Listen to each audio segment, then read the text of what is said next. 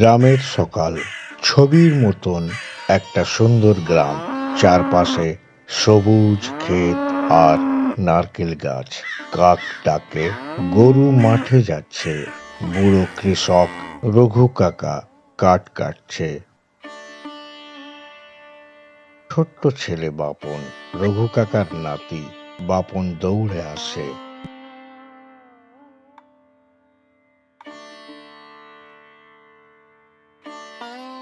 বলে, দাদু, আজকে আমিও জমিতে যাব। রঘু কাকা হেসে বলে, ঠিক আছে, তবে একটা গল্প শুনে নিস। রঘু কাকা বলে, অনেক বছর আগে একজন কৃষক নতুন রকমের একটা বীজ পেল। সে ভাবল, এটা জমিতে বোনা উচিত নয়। বীজটা রেখে দিল বাক্সে। বাপন জিজ্ঞাসা করে, তারপর? কয়েক বছর পরে সেই বীজ শুকিয়ে গেল।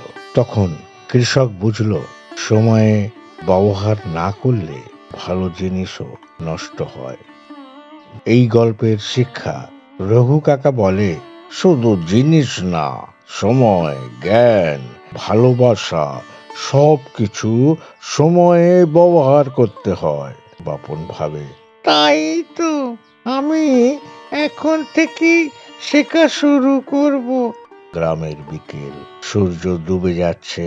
বাপন আর রঘু কাকা হাত ধরে ঘরে ফিরছে। গ্রামটা শান্ত, একটা নতুন দিনের আশা জাগে।